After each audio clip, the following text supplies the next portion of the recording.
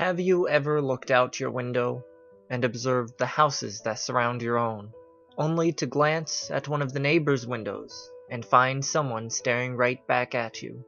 It happened to me once. Several hours had passed, but I couldn't get the thought out of my head that if I opened the curtains again, she would still be there. Eventually, curiosity got the better of me, but this time I decided to grab an old pair of binoculars I had. I needed to know for sure if she was looking at me. I opened the curtains and she was there. She continued to watch me from her window. I raised the binoculars to my eyes, and my heart nearly stopped. She didn't look human. Basic human features such as lips and eyebrows were missing.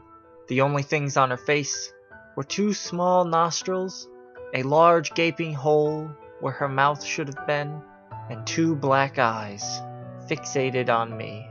I was terrified. Once again, I shut the curtains. Several days passed where I would only look out my window once for a few minutes in the hope that she wouldn't be there to greet me, but she always was there. The pattern continued, and I watched every day for a week until I was ready. I was going to go into that house while she was gone. I had to see what she was doing, so I left my house and headed to her door. Her house was old and slowly falling apart. The door was unlocked. I snuck inside and climbed the staircase. There was no sign that anyone had lived there in a long time, until I came to a small room with nothing but a large wooden table and a single chair.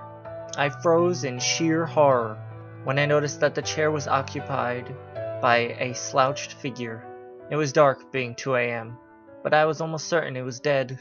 After a long pause, I moved my hands toward the light, and my suspicions were confirmed. I would have left the house right then, if it wasn't for the fact that the corpse looked strangely familiar. He was mutilated to look like me.